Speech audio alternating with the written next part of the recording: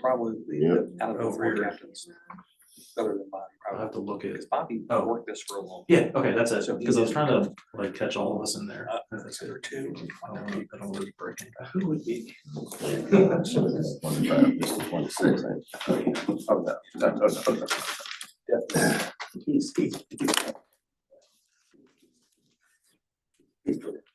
Yeah, I like it. Not sure what Mr. Fry is. Just kind of, he's old school. We don't have that many. No. Need somebody else on it. Yeah, waiting on Brian and then Dr. Dobson, can you hear us? I know. So he's on. Yeah, he said he's coming. Yeah, I can hear you. I can hear you. Okay, cool. You said you're coming though, right? I'm parking. Oh. Yeah. So I should be there in a second, but I just want I didn't want to hold anybody up.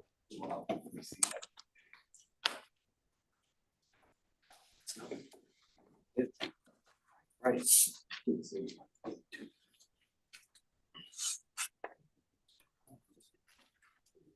Dobson's parking right now. Okay. I have not heard.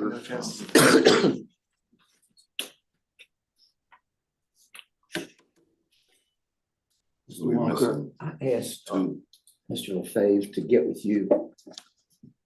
I have my .gov email that feeds into my Outlook, so I don't have to always have, I don't even have a city laptop.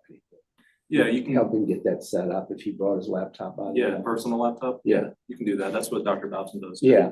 It was just, Easier. it was a pain in the neck to do it the other way. Yeah. And I'm worried about FOIA in terms of his, As long as you're staying inside that email environment, that's fine. Yeah, because that's what I the said, City but has access to I don't it, want so- him to have access to his entire Gmail account. Yeah, no.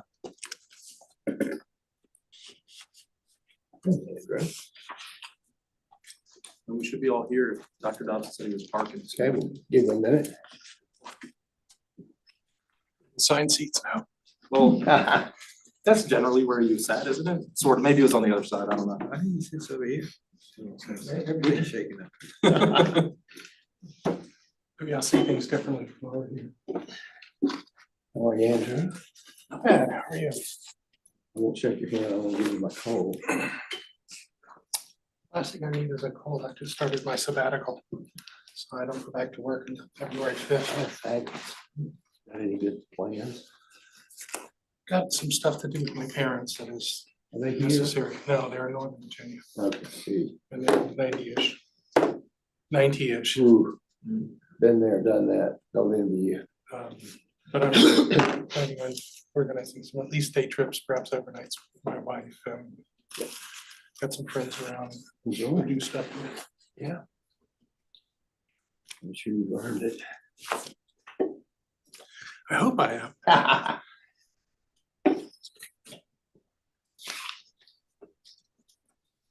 James, it looked like Comstock got me. It did, it's a different day than it normally is. I think it's a Tuesday now. Is that a permanent change? I don't know. I don't, Tuesday the 22nd. yeah, I don't think it's a permanent change, but that's a good question. Do you know? No, it's not. It's just for the month. Okay, Okay. just for that. I'm like wondering, and then I'm like, oh wait, if you would know. I think I can do the 27th. I'll have to check. I was still planning to try. Okay. That's right, because you weren't able to come to the one before.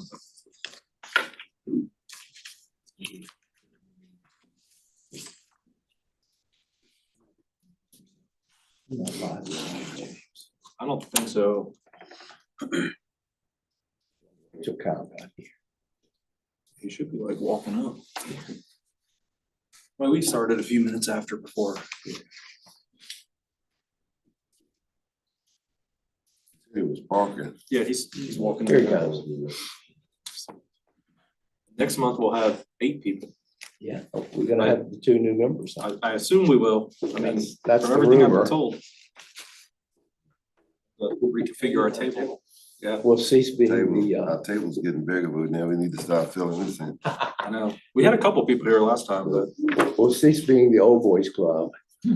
yeah. but- We need a job for you. your seat got moved. Dr. Dobson and myself will still be rookies. We'll get you broken in, don't worry. Well, we've been here less than a year. Al, we good? And Laurie? All right. All right. Good evening, everyone. Jeff Frazier, I'm the chair of the Charlottesville Civilian Police Oversight Board, and I want to call this meeting of the Oversight Board to order. It's Thursday, January the 8th at about 6:33. And Mr. Walker, would you please call the roll? Sure. Yeah, if you could just say here, even though I know you're here, but Mr. Dillard, Here. Mr. LaFave, Dr. Dobson, Here. Dr. Frazier, Here. Mr. Fry, Here. and Mr. Vaughn. Thank you all. Appreciate you being here. The PCOB will, I just want to say a little bit about the format. We'll follow the rules, which are on the back of the agenda if you want to refer to them. We want to adhere to respectful conduct, treat other attendees with courtesy, listen actively, avoid interruptions, and refrain from inflammatory or personal attacks. The public comment section, for which there'll be 2 opportunities. Please wait. We have the timer tonight.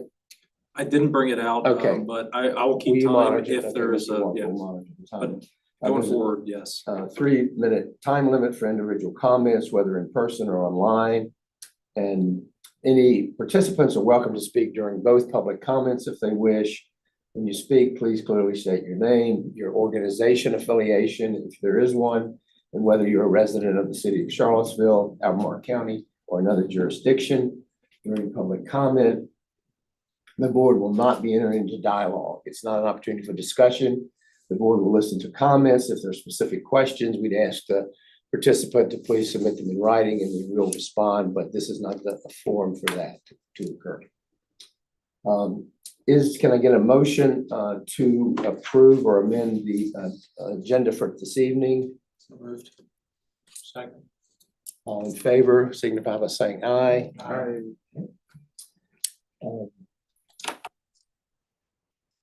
Can I also get a motion to approve the minutes from the December meeting? So moved. Second.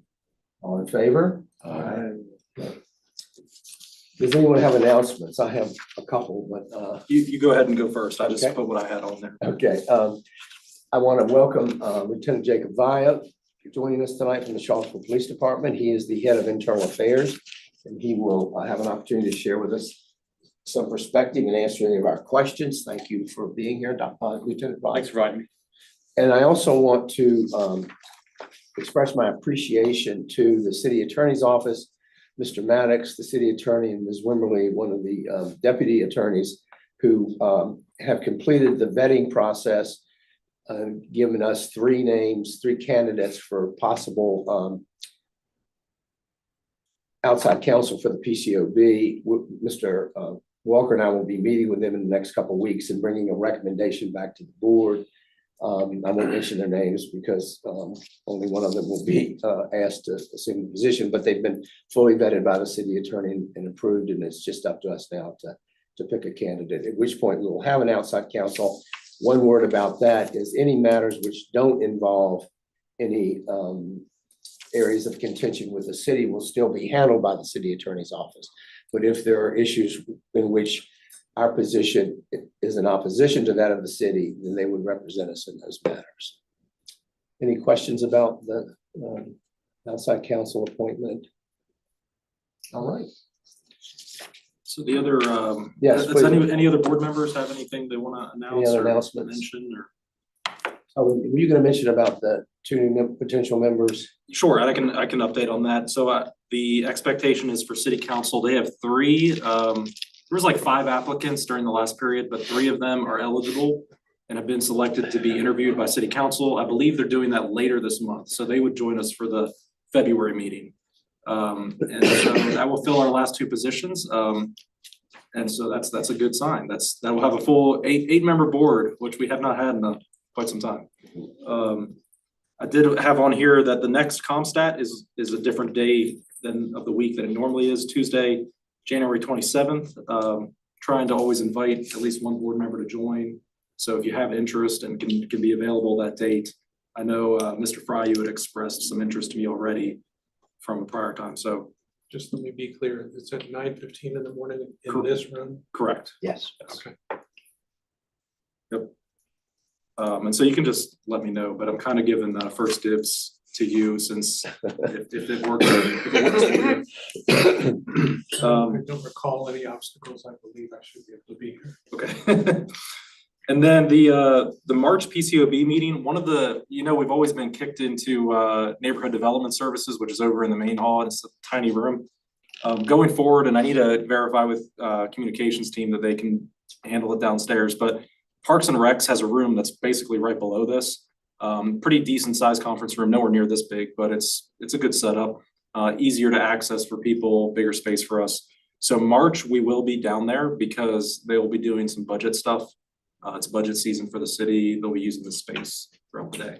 So kind of. Is that just when this room is unavailable? Correct, Mr. yeah. Walker? This will always be our normal Okay, meeting space, but if we get bumped out of here because something else going on, we'll just go downstairs. And that room is almost always open. It's easier for the public to get into, things like that, so. Okay. Where's And the that entrance for that? The entrance is down the stairs right there, right. It's in the right bottom of below the this. well. Okay. Yep. Mr. Fry, if you'll see the door, it says Parks and Rec. When you go in, it's a hard right, and down the hall, you'll run right into it. Okay, you can't go anywhere else because there's a Right. secondary locked door inside, so there's only one way to go when you go in there, which is good for public participation too. Versus like over at NDS, it's kind of opens into the whole building. I got some negative feedback last time we did that. Yeah. Yes, it's not ideal. Not ideal. It's, yeah, and I understand. It's kind of a more internal in the building, so this will help us out some. And then one thing I wanted to mention is there is a city budget forum next week, and I will be attending 2 of the nights. It's 3 nights of city budget forum. It's in the evenings. It's at 3 different locations. I think the first night is here, and then I believe it's at the Jefferson School. I don't really remember exactly. Do you know where the second night is, Caroline?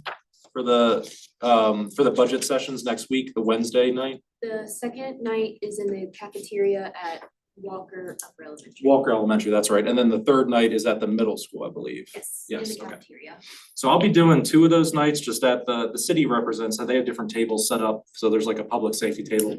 So I'll be there with some other people from other departments that are public safety related. It's just to give an opportunity for the community to demonstrate where they want their dollars going.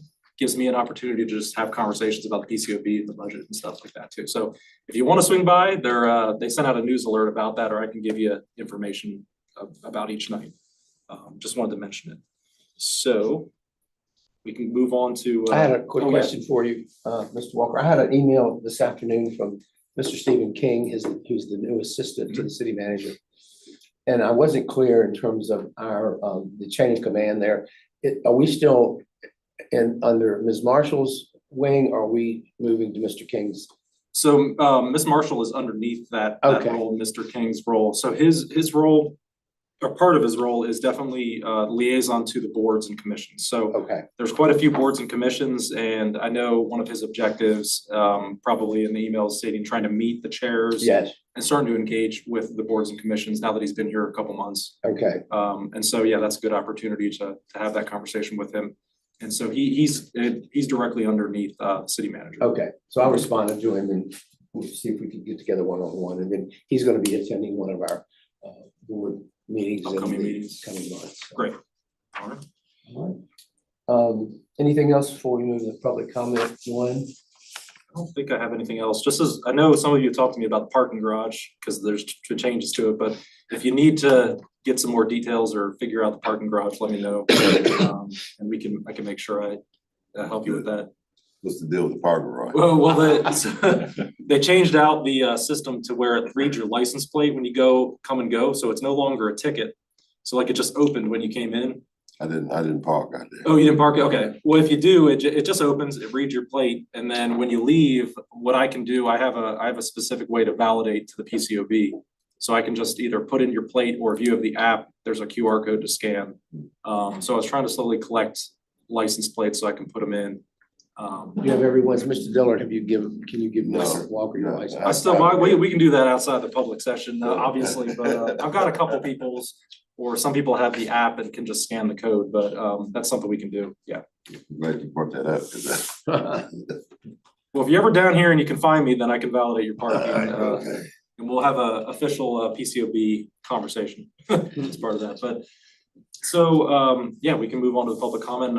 As you see, I put Lieutenant Vaya in that slot because as you can see, there's not a lot of public attendance right now, unfortunately. Caroline, is anyone online? 2 people. Anyone want to, any hands raised? I don't know how they normally indicate if they want to comment. We'll use the raise hand feature. Well, we have a second opportunity, Yeah. so. At the end. Well, we're gonna, is this the time for some discussion with Lieutenant Vaya? Yep. Okay. And you're free. I don't know if you want to. Yeah, this would be easier. You want to sit? Yeah, we're trying to keep it casual. Yeah. Welcome again. Yes, thank you. Appreciate you joining us. Do you want to just, I guess, introduce yourself and say kind of whatever you thought, and then hopefully we got some questions maybe from board members. Sure. So my name is Lieutenant Jake Vaya. I have been in this position in charge of IA for 2 years now, starting a third. In my office, I do have a sergeant that works with me. And so we're tasked with investigating citizen complaints and anything that comes from an internal investigation.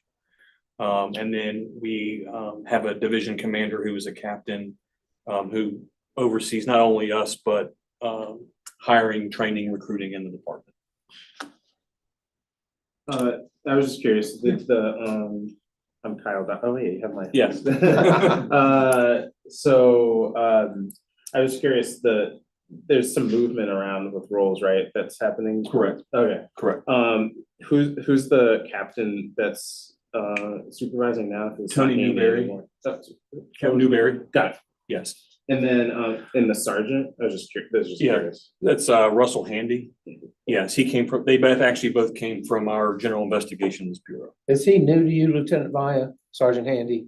I mean, new to IA? Yes, he came November 1st, Okay. replaced Sergeant Huber. Yeah, that's what I was curious about with Huber, yeah. You were flying solo for a bit there. Yes. Yes. Yeah, and I was also just curious, just the kind of philosophy of moving folks around when it comes to the IA stuff. Or even just kind of openly your perspective, if you feel like it's good to get folks out of there in that role, because I know it's probably a pretty tough spot to be in for a long time. I was just curious your kind of perspective on it. Yeah, it really kind of depends on who's in charge of the department, on how movements are. In the past, if you were put somewhere, you were pretty much there forever, right? I think Chief Cautious has a different view that he likes to put a supervisor in a role for a couple years and then put him somewhere else, just to bring different perspectives, different leadership styles. And so that's kind of what's going on now at the captain's moved. Internal affairs is a little bit different. He picks someone for that role, and he's very particular about who he puts in internal affairs. Yeah. You do have to have that mindset that you are investigating your fellow officers, which is tough. And so he's very deliberate with who he puts in this position. Someone who can handle that role and the kind of resilience that you need to be in it. Correct. Sorry for taking up all the space, y'all. No, please, this is why we have him here, please. Yeah, I can ask questions for days, but I'll try to wrap up. Then the other thought that I have, I think it's really interesting the way Charlottesville Police is structured, where training and IA are kind of under the same supervisor, so that new person in the role.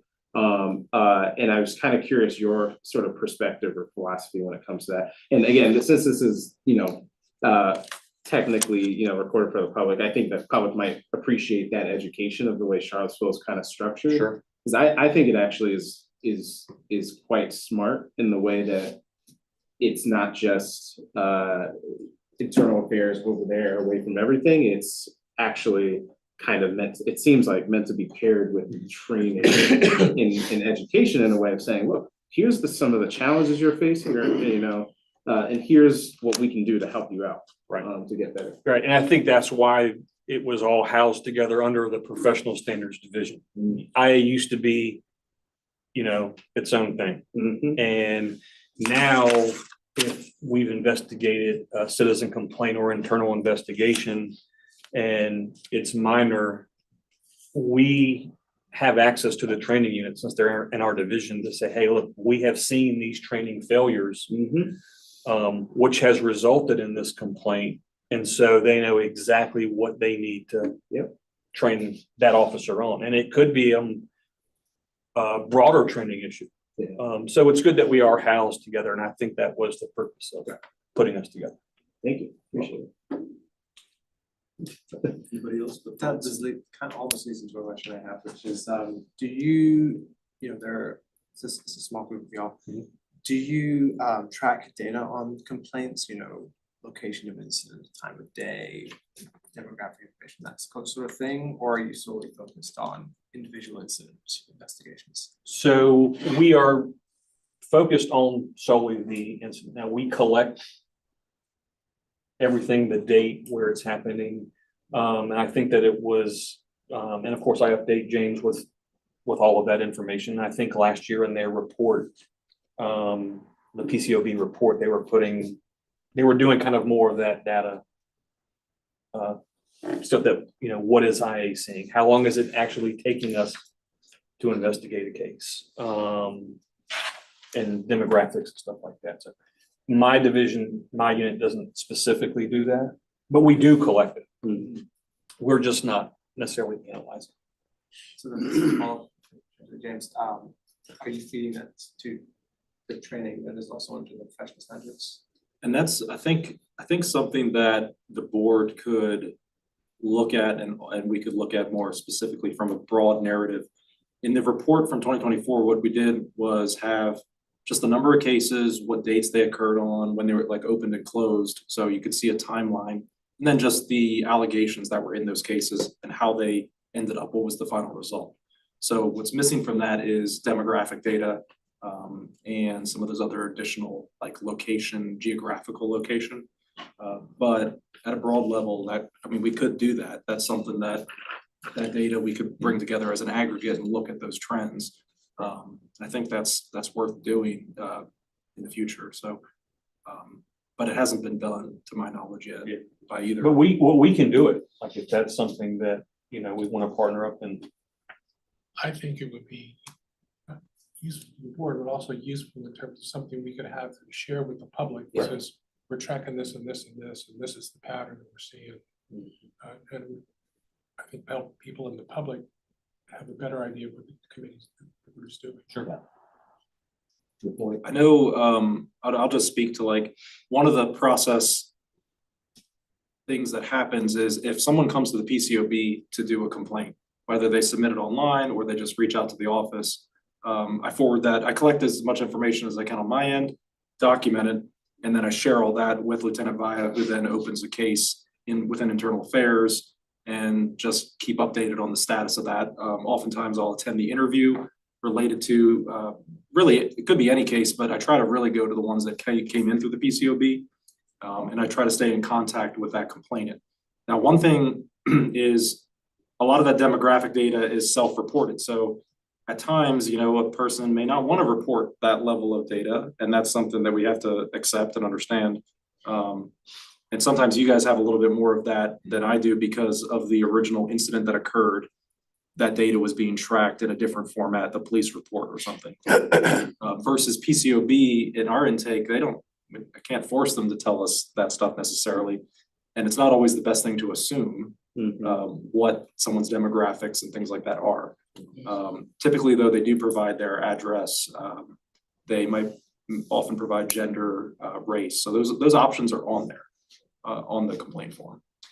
I want to just clarify one thing or make sure I got this right. Lieutenant Vaya, it seems to me there's sort of three pipelines into your office. One is through our office.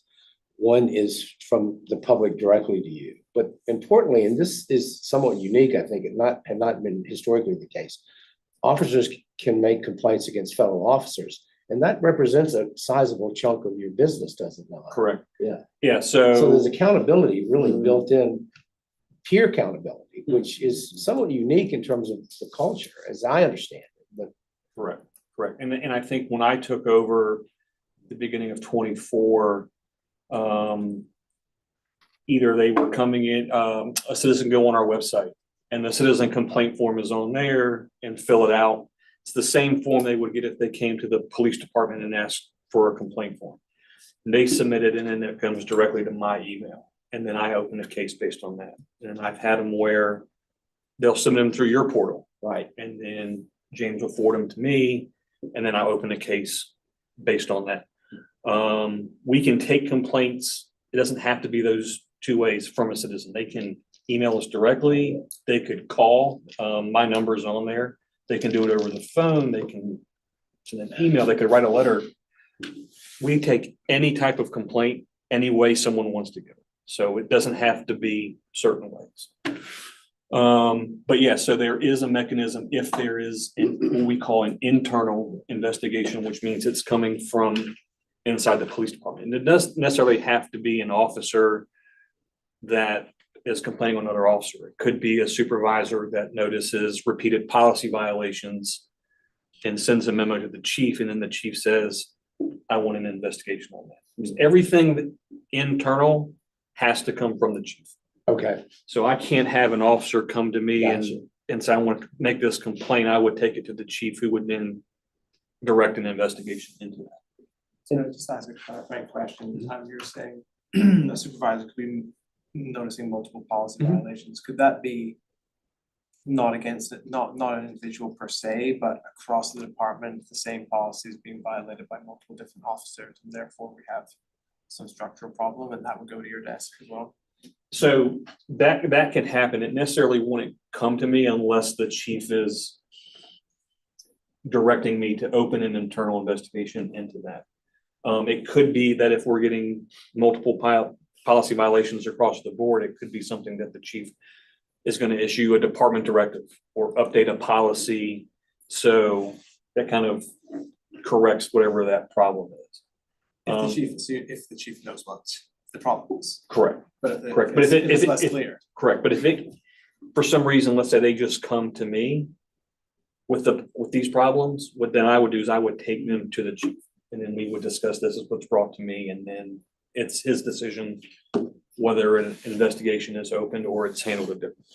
I think it's also important to note that we also have that kind of input. We could come to the chief and say, we're getting feedback about this policy, stop and frisk or whatever it might be, and he's been open to that. I mean, he would hear our concerns, and then the process would unfold from there in terms of looking at larger, more systemic issues. Correct. Just want to follow back on what I was asking about this kind of like systemic issue potentially. You're saying you would open an investigation. Is there a difference between investigation and just pure analysis? So if the supervisor in our theoretical situation has noticed policy violations being repeated by multiple officers, they would bring it to the chief and say, we have this policy being violated, and the chief, to understand what was going on, would his avenue, if he didn't know what was going on precisely, but knew that this problem needed to be fixed in some systemic way, would he have to go to you and you would analyze it? Or are there other avenues for sort of analysis that aren't necessarily investigation? Like what? Correct. Yeah, there are other definitional. Sure, there are other avenues as well. Let's say if there's these issues that could be addressed with a change in policy. So then you bring the command staff and the policymakers. We have a chief's advisory board who's made up of officers that can, and he would consult all of them. And it could be our policy is out of date. Maybe it's not the best practice. Maybe we need to update our policy. There are other avenues that we can go than the specific internal affairs investigation skill set. Correct. There could be minor policy violations that could be handled within the shift. Let's say someone has a problem coming into work on time. They're late, right? A shift supervisor could handle that with the coaching memo or some type of verbal, hey. Now, if it continues, it then could go to the next category in our disciplinary matrix, which would then start at a written reprimand, which they call that a category B. If it's category B, then it could potentially come to my office. So if it's a repeated issue and they've been coached and they've been counseled and they've been, there's been documented verbal counseling and the problems continue, the disciplinary action could escalate. And if that happens, then it would come to me. There's a question on that one. Why would that fall on I if they a disciplinary thing? That should came under supervisor. So why would it go to I? Right, so it would start at the supervisory level, like on their shift. So that's the lowest, which is what we call category A, which is a coaching, counseling. If someone is coming into work later, let's say someone's missing court, the supervisor can handle it on their shift. They can counsel them saying, hey, the policy says you will be in court when you're subpoenaed. And we've noticed that you haven't been coming to court. So we've now told you this is your counseling. If it happens again, then let's say the same officer the next month doesn't go to court. Then the supervisor can handle it. Hey, we've already had this counseling. We're now going to make it a documented counseling. So now you've had 2 warnings. Say it happens again. Obviously, there's some issue there, right? Since there's been 2 counselings in the category A, the next violation would bump it up to a category B, which now you're getting a written reprimand. So now you're enhancing the discipline. When it starts getting to a B or above, then it would be forwarded to our office.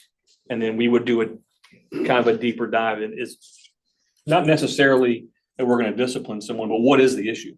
Why is this person not showing up to court? Or what is the cause of this repeated problem?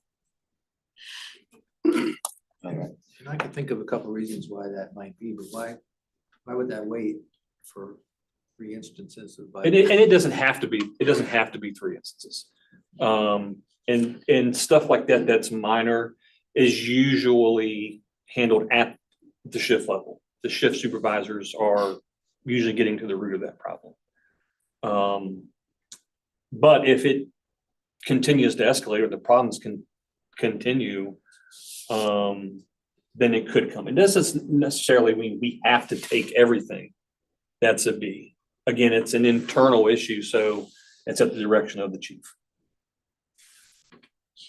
I wanted to just respond to Mr. Vaughn and to your question, which I thought was a good one, is if you can attend one of the future ComStat meetings, the monthly ones, I think you'll be impressed, as I was when I attended 2 months ago, with the depth of the data and how far down in the weeds they get with the data. I had no idea that level of, and Mr. Walker can certainly speak to this more eloquently, but no idea that the degree of the amount of data that's collected on a vast number of parameters. Mr. Walker, would you add anything to that? I mean, this is where we get back to the conversation. There's a lot of data in a lot of places. One of the systems that was being talked about was Peregrine, which is not something that's, as far as I understand, not moving forward with anything. But the goal of that was to bring data from a variety of sources together in one place. So data analysis is always dependent on how easy is it to access the data, what format is it in? Is it on, older stuff might be just on paper. And how easy is it to kind of privatize it so that you're not analyzing data based on specific identifiers of officers or residents, complainants, all that kind of stuff. So it can be a heavy load, and that's why it's best to do targeted. We're looking for like at this specific thing during this time. Let's pull these. What kind of data do we want to pull? And then what is that? What are we trying to learn from that? I think that's the key, because that's going to guide that process. I love data. That's my background, but it is a messy, it can be a messy thing and difficult to manage. So that's kind of originally why this management analyst position was created to begin with with the office. Yes, sir. If we were, I was curious to see the disciplinary matrix, just so I'd have a better frame of reference for when I find it. So on our website, we have policies, procedures, general orders that are on there. I'm not sure what all policies have been released on there. They do withhold some that are, could be policies that guide like how to do a tactical plan or something like that we necessarily want to give the public. But most of the general orders, policies, procedures, I'm pretty sure the internal affairs and discipline policy is in there. So the public can go and kind of see how the process works. But the disciplinary matrix is out there. Okay. And so like I said, it ranges from an A to an F. Of course, F is the worst, termination. And then in the policy, it outlines all the violations. And then it will show where does it range in that matrix. And then that's what the chief has to go off of when he needs to make a disciplinary finding. He has to go by that matrix. And so it's all laid out. So if for some reason, for some reason that one is not on the public website, we can get it. Okay. So you can kind of see it. I can email those to you as well, because I have a internal login to access the policies too. So I'm happy to send any policy from the department that you're interested in. Other questions? You have any questions for us, Lieutenant Vi? No, I'm just glad to see that you've got your board up and running and We are too. Actually, I have a question on that. So do you feel like, what would you say is the sort of, what would you say is like success from your perspective, kind of outside of necessarily just your role, but using some of your understanding of what the role of the board can be and what, you're hoping to do in your role? How do you see us working together well? yeah, and I think, since the board's been created, I know Dr. Fraser's been on there, there's been a lot of change and there's not been a lot of direction and, what's going on. And when the board was first created, I was in the, as many other officers are, there are going to be people who have no police knowledge judging what I did. That is the first thing when you hear a PCOB that pops into officers' minds. Now that I've been in this position and I work with Ms. Gonzalez, and I work with James, and I work with Dr. Fraser a lot, I see that it's beneficial that if we can work together, that we don't have to be on opposite sides. I think it's good that when James shows up to our interviews and he watches, and I think it just shows that we're being transparent on our part, that, we're doing our jobs correctly. When I talk to community members, the first thing they say is, well, I don't want to make a complaint because I don't trust the police to investigate themselves. That's the biggest complaint that I hear and why people are hesitant to file a complaint in the first place, because they feel that I'm going to be impartial or biased to an officer because that's who I am. I think having the board who would have that option to look through a case and see what all was done and could then tell the public and the community, no, the internal affairs is operating fair and impartial. And yes, if you do have a matter of concern of service that you've received from us, feel comfortable filing a complaint. Question for you, Lieutenant. Yes, sir. If a person come to you with a complaint, and let's say they don't have enough education for writing out anything, will you sit down and listen to them? Yes, we will take it any way we can get it. So let's say someone isn't able to write it. They don't have access to email or anything like that, but they want to make a complaint. I will meet them in person and we will talk about whatever their complaint is. And then based on that conversation, I will document what was said and then I'll open an investigation based on that. So it doesn't have to be always in writing. We've done that through our office too, where someone. My other question is to you, and it's not nothing personal, whatever. How long have you been in this position? So I just started my third year in this position as as internal affairs. I'm sorry. Thank you. I'm sorry, George. I didn't mean to interrupt you. No, I'm done. Okay. Go ahead. I'm good. I'm done. If someone comes in to Mr. Dillard's example, Mhm. you still need adequate information to pin down who, what, and where.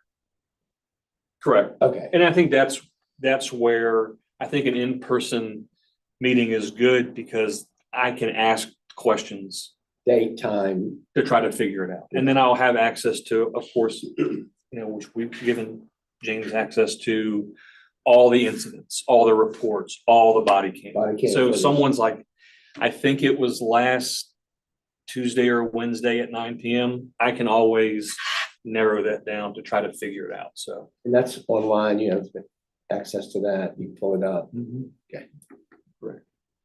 So are cases dropping between the cracks because you can't identify the necessary, Since I've been there, any citizen complaint that has been brought either to me or to the PCOB has always, we were able to find the incident and That's able to reassuring. investigate it. reassuring? Mhm.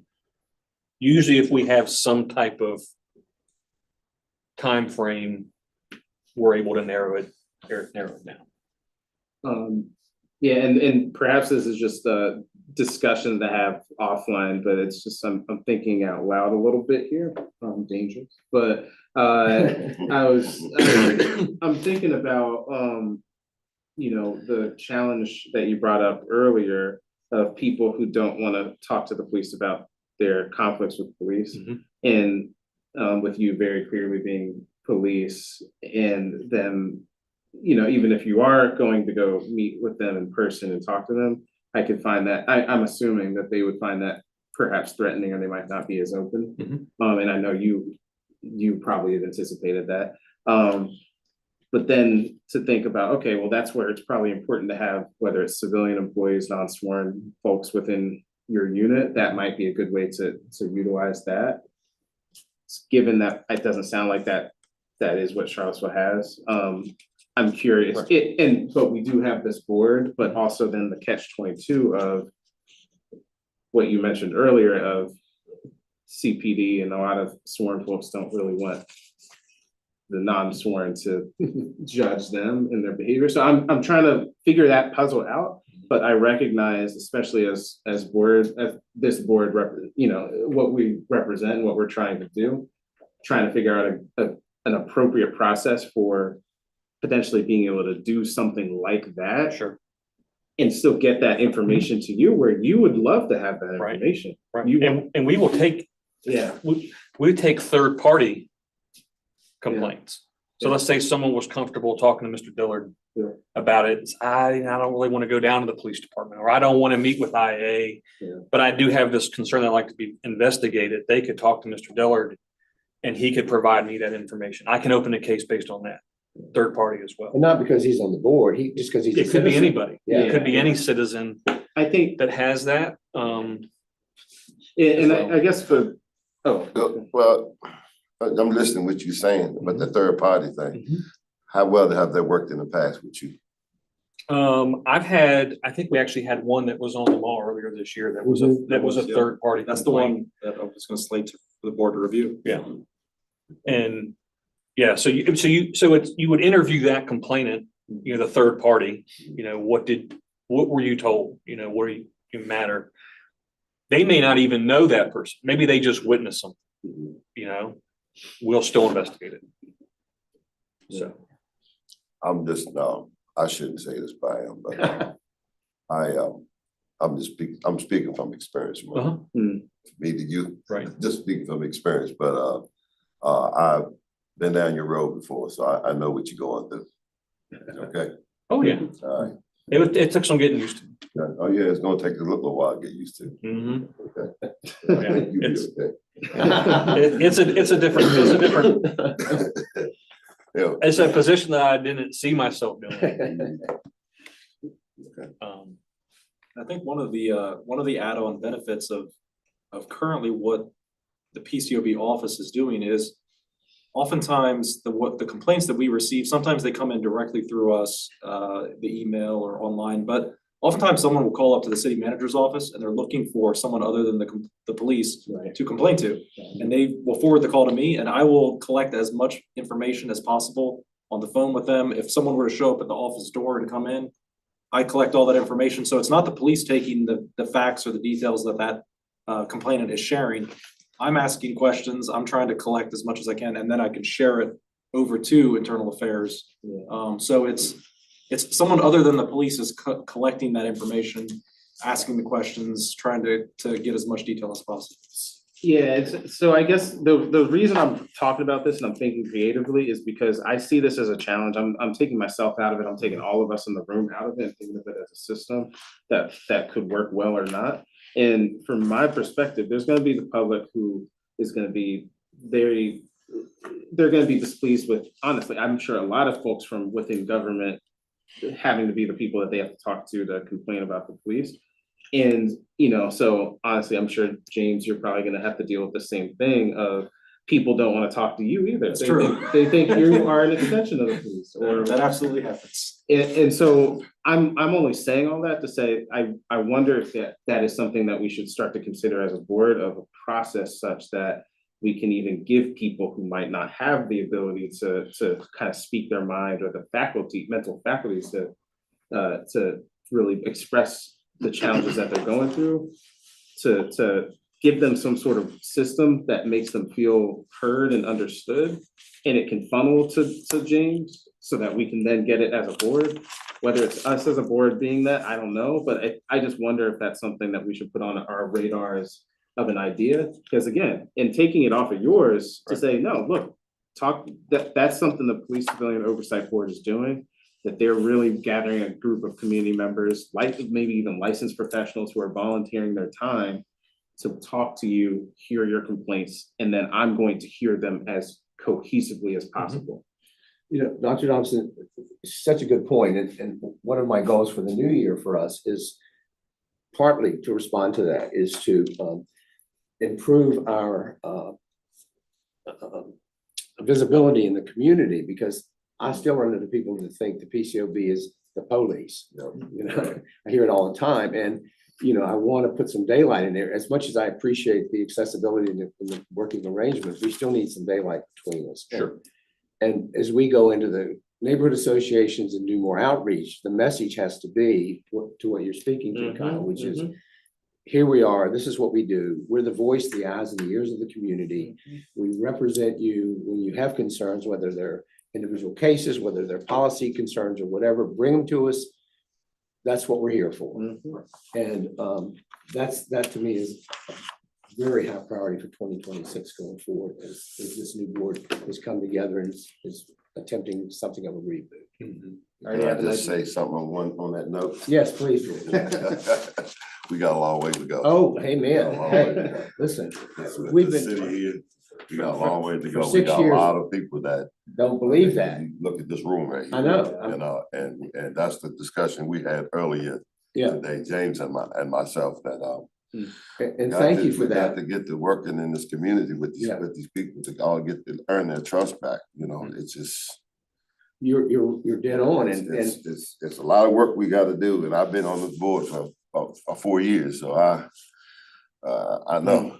And I've been on this board for 6 years, and I'm telling you, it's been woefully inadequate in that. And that's why I say it's my number one priority for the new year, because It's been my priority for this, Yeah, far as this board. we've got goes. work to do, and it's gotta be all of us out there, boots on the ground, talking to people, engaging with people. And I don't mean just the leadership in the community, the usual suspects. I mean the rank and file, the citizenry. They need to know who we are and what we do. You do have a lot of citizens out there with a lot of concerns, and then trust and believe me, and I've been in that position longer than you ever have been and all, but let me tell you something, that those folks out there sometimes can sell a lot of things for you when you out there working on the streets, Yeah. to find out things. And it used to be, I'll take back in the old days, keep a piece of peppermint in your pocket. Here's a piece of peppermint. And kids start talking when they will. But now you can't do that. You can't do that. But Yeah, and far as your job goes, it'll be a whole lot easier too, even working with your officers. And I know, again, I'll say, being in your position and working against your officers doing your investigations, you know, my hat goes off to you. I appreciate that. So, but yeah, there's a lot of work we need to do, you know, and it's all start trading here. Start kicking it off. I just appreciate the working relationship, you know, that we have, how we can continue that. And I understand you know, where there needs to be, you know, some separation, you know, and all that, but. It need not be adversarial. I mean, it need not be contentious. And one thing that we've been doing is when we have officers who finish their police academy, they go into post academy training that we put on for a few weeks. And then I'm given a block where I talk about internal affairs and what's going to happen when you get that complaint, because it's going to happen. Sometime in your career, it's going to happen. So that's inside your department, and after they come out the academy? Yeah, I do a block on how does internal affairs work. So if someone complains on you and I have my PowerPoint, I show them, you're going to get this letter from me, and this letter is going to sound really serious, and you're going to feel like your career is over. You know, just kind of, so when they do get it, they're aware of what our process is. Let me ask you a quick question on that. Have you ever, when you have your class after they come out the academy, do that code of ethics? Do you ever ask them about that code of ethics? And they can do it without looking at the paper? Well, and then we don't have them recite it. We do it. We do include the ethics in the presentation. But that should be a thing that's the main thing in that whole 6 weeks. How long is it now? Academy 6, 8 weeks. The police academy 22. 22 weeks now. Yeah, that was my main thing I had to learn when I was in the academy. The code of ethics, and I can remember it. Yeah, and I remember at my graduation, you had to recite it.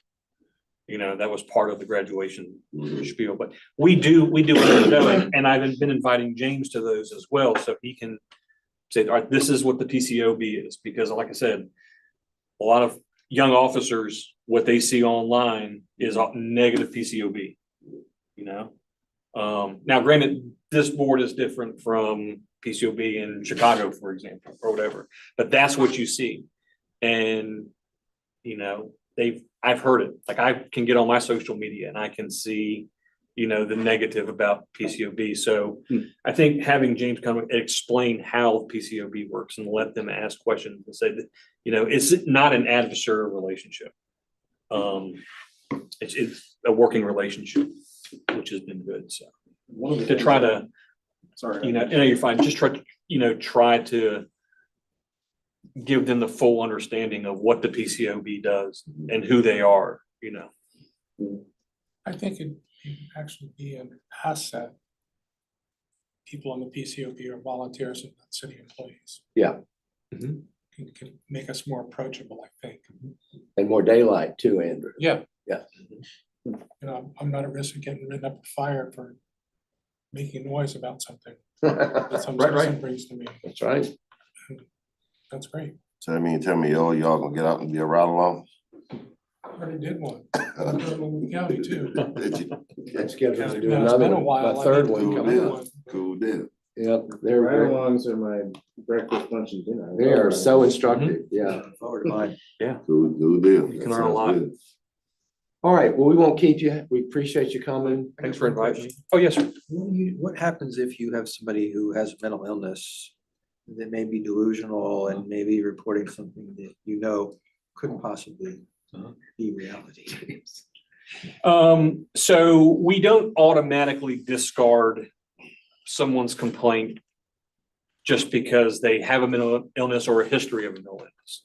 You know, they can still come into my office and explain what their complaint is.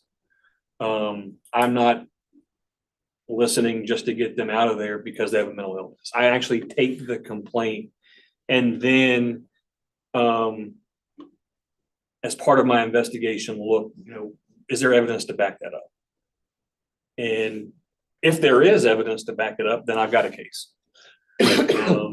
But if there is no evidence to back it up and we can say, yeah, it was that, we still document it of the interaction, but we don't open an investigation unless we're able to have some type of evidence that it occurred. But Jake, I would also add that if they persist, we have an anchor team we can refer them to. That's correct. Does everyone know about the anchor team, the mental health team? You wanna? Yeah, so Yes. the anchor team, it's mental health co-response. So there's 2 officers on a Region 10, fire, EMS, and they all work together. So if a call comes in where it's someone who is in a mental crisis, instead of an officer being dispatched, this team will go. And the point is to try to get the mental help that they, or services that they need. And it's good to have Region 10 there and fire and EMS, you know, had they hurt themselves, if they have, you know, they can provide that. We're pretty much the officers who work that are more just to keep the scene safe, kind of more as security. But if someone was to come to my office and, you know, is being delusional and is telling me something, of course, I'm going to document it. I can't find any evidence to support that. I can notify the anchor team of this and say, hey, someone came to my office. They may need some services, and then the anchor can go out and talk to that person. And that can come, the anchor response can come from anybody. Can that happen pretty quickly? Yeah. And that's new to this department. That's new under this chief, and it's a really good program. I met with him before the holidays and got an overview, and I'm going to be meeting with them again. And they're very interested in what we do. They want oversight on what they do from us. I'm actually going to be doing a training with them, so it'd be worth getting to know them. You can also do a ride along with them because their ride alongs are very unique. And as someone with your background, you probably appreciate that. Yes, they've been good to have. And like I said, it started with 1 officer. Now they're at 2. They're trying. Yeah, they want to try to build the anchor program out to where there's coverage every day, 24/7. With 1 person, you can. You got to get some time off. But there's a a third team in the pipeline, as I understand. Yeah, they want to build it out. Because unfortunately, you know, mental health, the calls that we get, it's not Monday through Friday, 9 to 5, right? So it could be at any time. So I think that's the key, is to having multiple teams Have you worked with them? Andrew? available for response at any time. Okay. I know they can be hard to deal with, hard to manage. They can talk and talk and talk. And how do you sort through? Right. And usually if someone was in a mental health crisis at 10 o'clock at night and they've said something maybe to a friend, 911 police are the first person they're calling, right? Yeah. And so now we kind of have to put on the counselor hat, you know, and we provide officers with the CIT training, and it's something that they have to do. But in the long run, it's more beneficial to actually have a team that can actually get at the root of the problem and get the correct services. You know, a police officer can't do that, you know, so it's a good team to have. We're lucky to have it. All right, so we need to move on. Yeah. So I'll just hang out. Yeah, But you're welcome to afterwards, I'm gonna stay. leave my cards with everybody, so you've got my Brilliant. numbers and my email. And if you ever Appreciate that. need anything, just give me a shout. Thank you so much. And James, by the way, is always in touch with Jake, so you can always triage it that way. Thank you. I appreciate it. Thank you. All right, next item is ordinance model. So that was for your Yeah, I'm gonna opportunity take it, to. yeah. So this is, we are gonna be, meeting with council and a date to be determined in the new year to request some revisions to the existing ordinance. As you know, the existing ordinance has been in effect for over 7 years. There's not been a single hearing because of all the landmines and potholes and other obstacles. So I want to go through NACO, the National Organization of Law Enforcement Oversight, has a 4 model matrix, and I want to just go through each one briefly and then try to target one of them. And then once we have that targeted, Dr. Dobson and James and I will begin to put some specific meat on the bones and keep bringing it back to the board so we can work up a kind of a bullet point request to council for how we think the ordinance should be and how we would like to function going forward, so we can start doing real oversight. Now, as it is, James is overseeing every case that comes through IA, but they're not necessarily coming to us because we don't have yet a mechanism for that to go smoothly. So all that said, let me just give you a brief rundown. The first model that NACOL proposes is the investigation model. And that technically we could do that. It's in the ordinance, it's written that we should do that, but it's an independent and full investigative authority.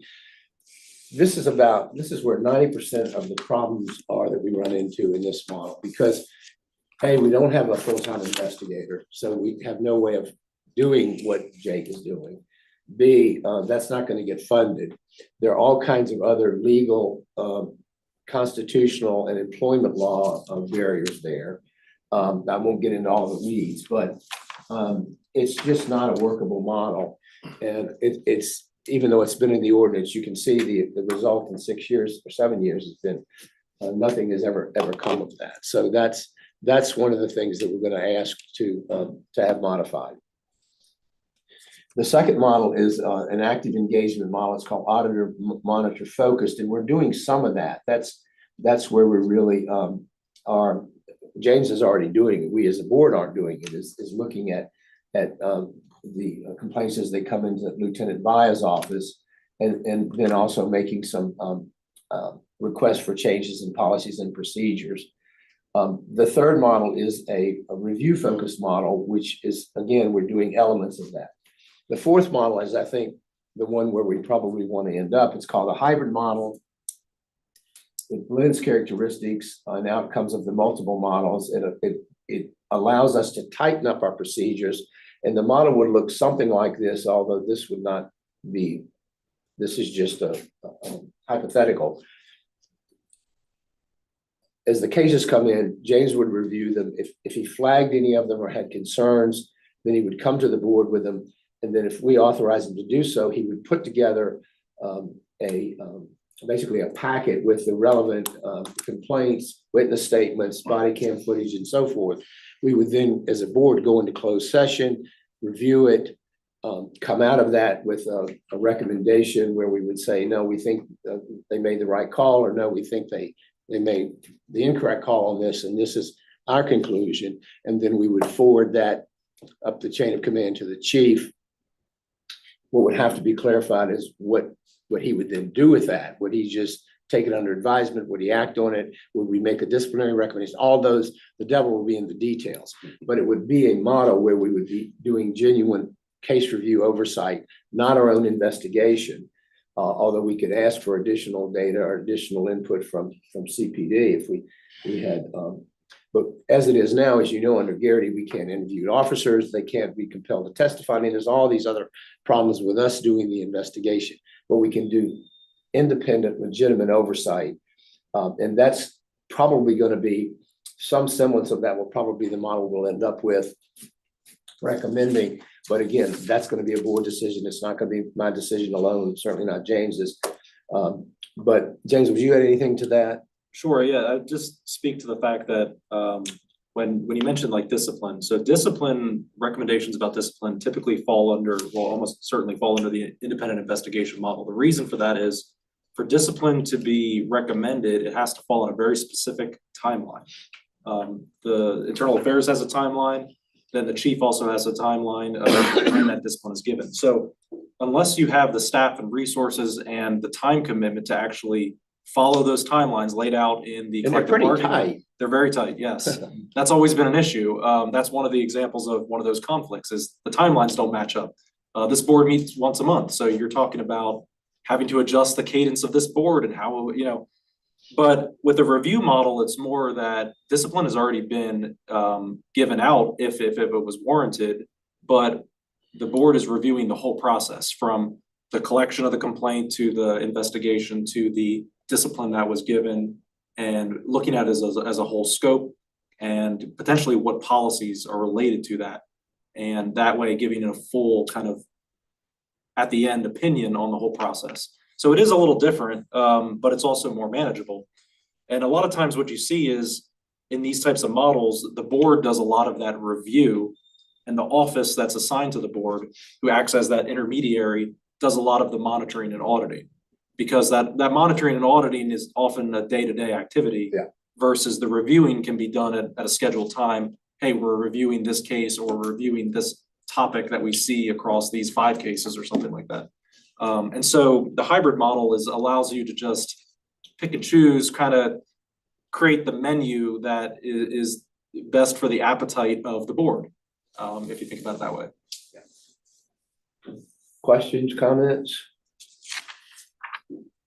Because I'm gonna recommend and ask the board tonight to approve that we move forward with some variation of the hybrid model. But let's discuss it. If you differ from that, we can certainly talk about it. So, sorry, go ahead. Oh, Rory? so we have in this fact sheet that the various Virginia localities with civilian oversight, presumably we do not face any extra restrictions that they do not. Correct, because this is governed under a state law that was passed. However, each municipality has their own local code that defines what their oversight board can and can't do.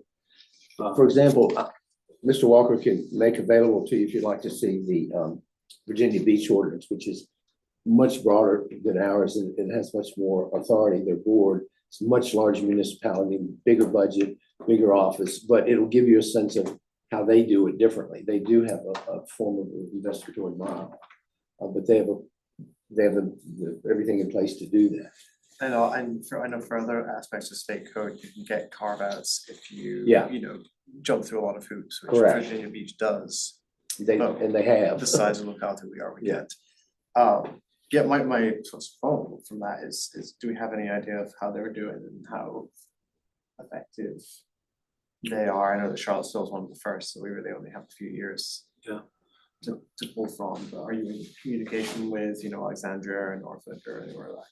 That is on one of my goals lists to start making those contacts. There is the NACOL group, there is like a full kind of group that emails and discusses, and you see that from all across the country. But one of the key things, the first thing that's easy to do is pull the ordinances from those cities, and I have those for each of the cities, and see really down to the details of what they're doing. That's where you can see some of the language and how they've structured their ordinance. But one of the key things, and just to give a little context to the process, the reason we're talking about this is because back in September, we met with council, gave them some initial just cleanup of the ordinance concepts. A lot of that was done through the office, but as we move forward and the council wants to meet again, we don't really have a timeline for that yet, but it has been expressed that they would like to.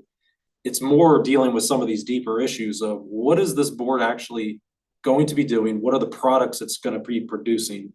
And what are those outcomes from those products? Who do they go to? What are those individuals that get those recommendations? What do they need to do? Or how do those get addressed? So when it gets down to the details of the language, that's something that we work on. That's something that I work on with Dr. Fraser, Dr. Dobson, and the board as a whole. But like actually having to write that language into a new ordinance and present it to council. And so as part of that, there's a lot of research that goes into it. It's looking at other ordinances. It's talking to the city attorney's office. They always do a legal review of everything. Could be some conversation with outside counsel from their experience and their knowledge. But those are the fine details that we have to get to. When we have this future discussion with city council, it will be at probably a broader level of saying, here's what we want to do in theory. Here's what we all agree on.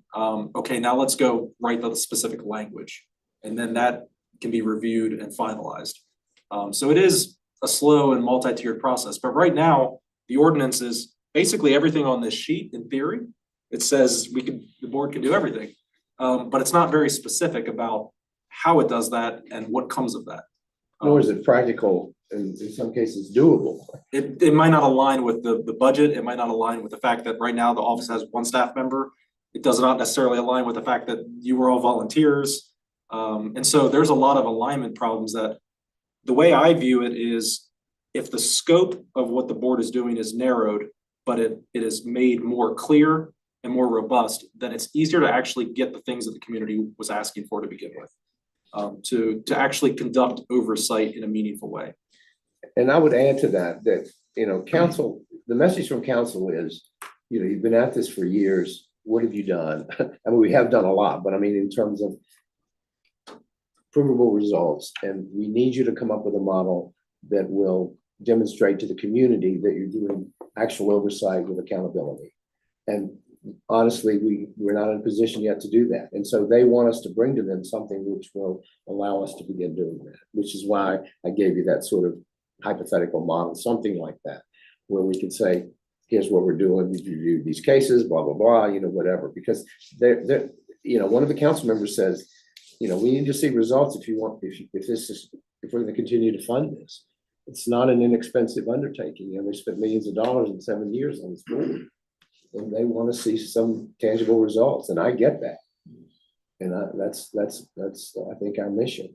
Well, and in the meantime, to speak to kind of what we're doing in the meantime is a lot of the work that we've been doing week to week behind the scenes has been focused on the community engagement aspect, which is on here. We'll talk about that, about making sure we're getting a very significant sample of what the community feels, because it's been a lot of years since the original community was engaged in founding this entity, but also is just starting that practice of what does it look like to do a review in closed session? Yeah. Because right now the ordinance allows the board to do that. So we've already been talking about slating a review for March, the March meeting, going into closed session and actually reviewing a specific case that came through the PCOB office, looking at the body cam footage, the internal affairs investigation, and how that was investigated, to basically practice that process. Now, sure, that process needs to be cleaned up of how the board does that and what comes out of that, but we have to start somewhere. And so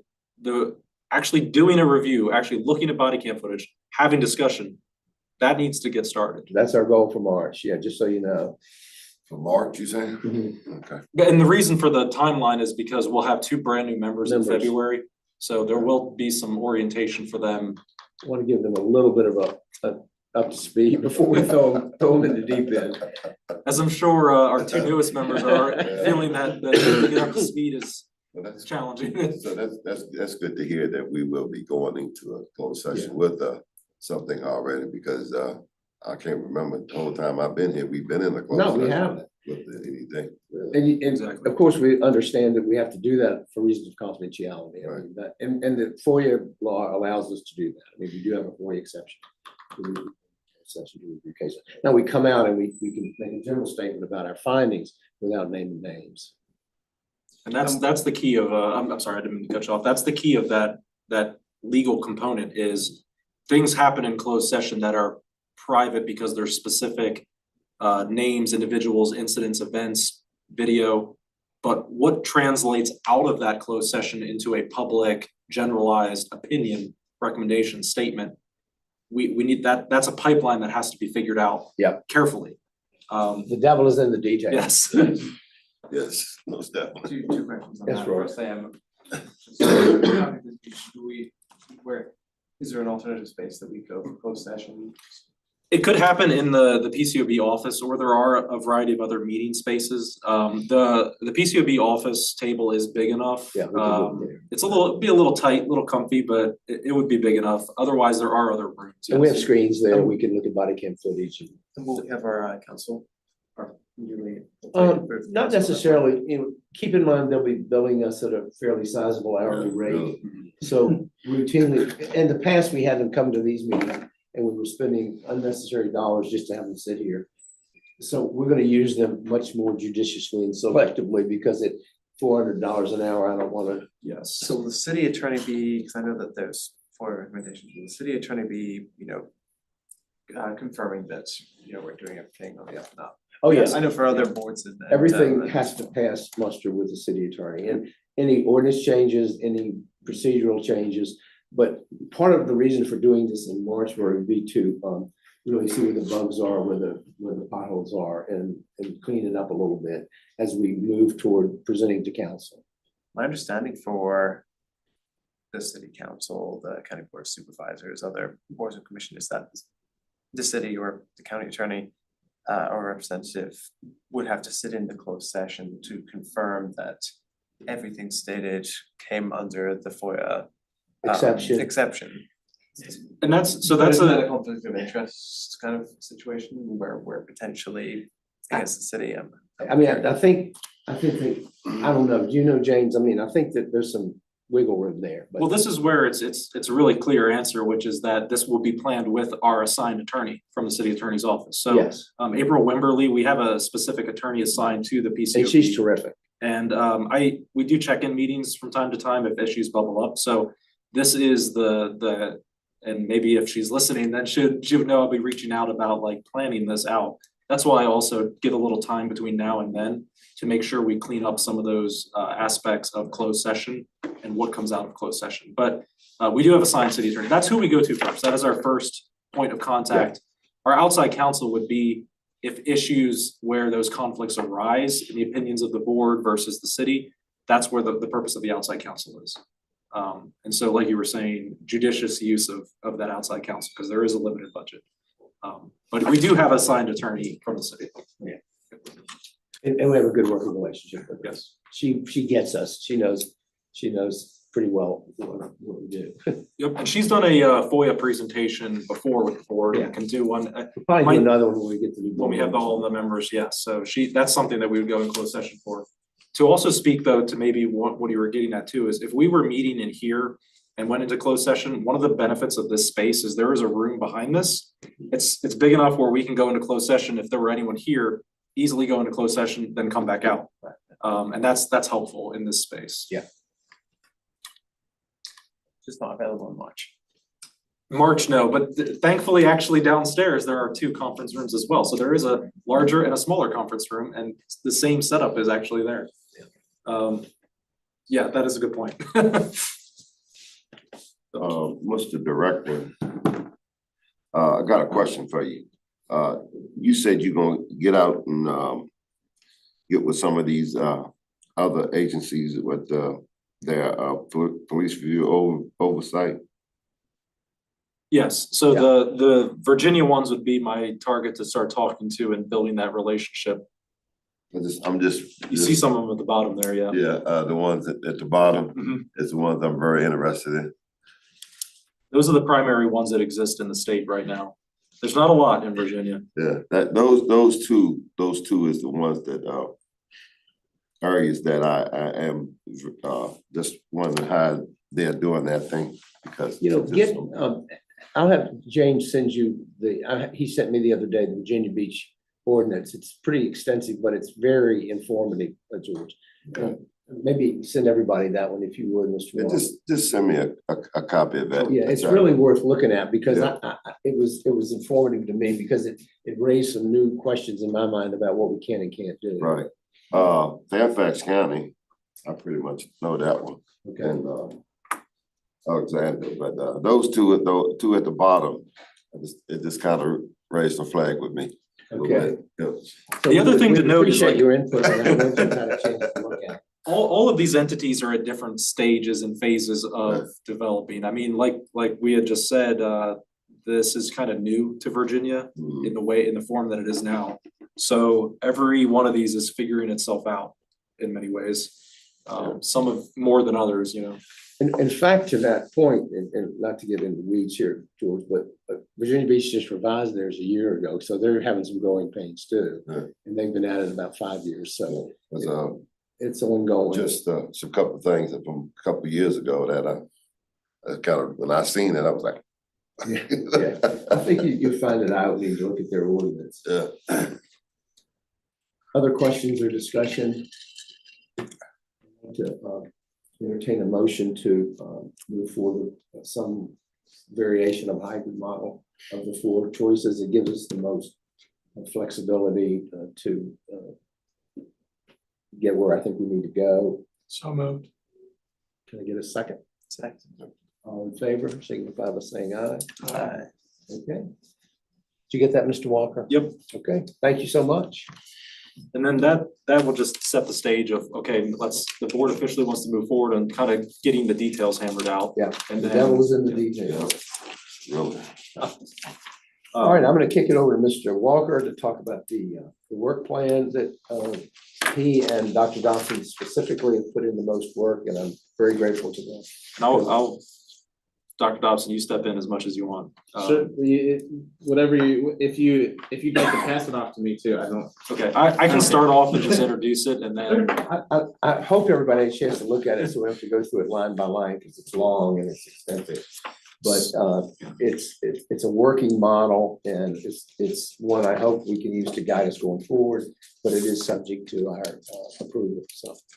James? it is much more in a final form now, and True. what you saw last time is It's been a work in progress. was a draft kind of, but the whole purpose and goal of it, and absolutely step in, Dr. Dobson, if you have a different thought or opinion or add on, is basically to structure the board's work and the cadence of that work, so that there's no more question from the community or anybody else's, what are the board's priorities? How is it going about finding what those priorities are? And then what work is it doing as a result of that? And so the focus is to really start the key thing, seeking understanding from the community. Dr. Dobson and I have been working a lot on that next level down of that is like, well, okay, well, what does that look like? How do we go about seeking understanding from the community? How do we keep track of that? Who are we trying to connect with? And that's stuff we're working on it today. And that's something we'll bring to you shortly after this. But the work plan as a whole says, start with that. Figure out what the community is interested in, what is the priorities, what are the concerns, and use that as a method to prioritize the board's work, so that the board is not just jumping around from topic to topic, just on a whim, and there's actually a cadence to it. The second step is conducting analysis. So, okay, we've collected all this information from the community, we're hearing different things, we're speaking to more people. Now we've got to kind of see, well, what does the data in the department show? What does our discussions, what do they result in? Where can we focus our efforts from that discussion? Looking at the research, looking at the complaints that are coming in, that kind of stuff. And that way there's the ability to set a priority from all these different aspects, the community input, the department data, all those types of things. You get down to step 3, and this is the actual action step, conduct oversight. That could be in the form of, and this is where the ordinance changes will really be important, because what does that oversight look like? It could look like reviewing an internal affairs case file. It could look at like pulling a specific data set, like in the past, it could have been the flock camera systems, and looking how the usage of that system is being done. And the policy related to that could be looking at a specific policy, the use of force policy or the discipline matrix was brought up before. And actually conducting that review, doing research, and being able for the board to form an opinion. And then the final step is the report outcomes. So you see there's kind of a list of different, I shouldn't number these pages, and that's something I can add, but there's different audiences. The board is intended to report outcomes to the community, to the chief of police, to the city council, and to the city manager. Each of those different stakeholders potentially need a different touch. The community is getting a more generalized view, but there could be very specific things that go to the chief of police. And these are the kind of things that we need to work out in that ordinance to specify, here's what the board is doing, here's what the result of that work is, and here's what's gonna happen with it. Yeah, I was just gonna jump in to say, I mean, this is really just a broad process that I'm trying to think through, like what systematically would make sense for anyone who could benefit from the work that we're doing. And so that report part is, again, it's so that Lieutenant Bayo, when he comes in, he goes, oh yeah, I saw the report. You guys are doing good work. Glad to see that you're doing this thing. Here's the thing that I could imagine you doing in the next month. You know, same with city council, same with the community, right? Everybody is getting some sort of understanding of what us as a board are doing. And they're also understanding how they can have input in some way. So we're gonna none of this is opaque. We're all being transparent to say, we're going out there, we're talking to you. If you're not there, tell us where you are so we can go talk to you. There you go. That's the, so and again, I don't really do well with beating around the bush on things. So for me, this is just what makes sense. If someone else seems like they have a better idea, or they have a better way to get an understanding what the community feels and thinks and needs, and is concerned about, and then how we as a board mobilize to address those, given our limited time, then I'd love to hear it, but this is just what we came up with. I think it's terrific. Speaking personally. It's like a great place to start, and then, Yeah. like many things, we'll have to fine tune as we're proceeding. Because who knows what the heck's gonna happen once we actually start it, But what I love That's about the it is idea. how broad the breadth of it, Dr. Dobson, and the fact that, we're hitting all the key stakeholders. Yeah. From city government, CPD, community council.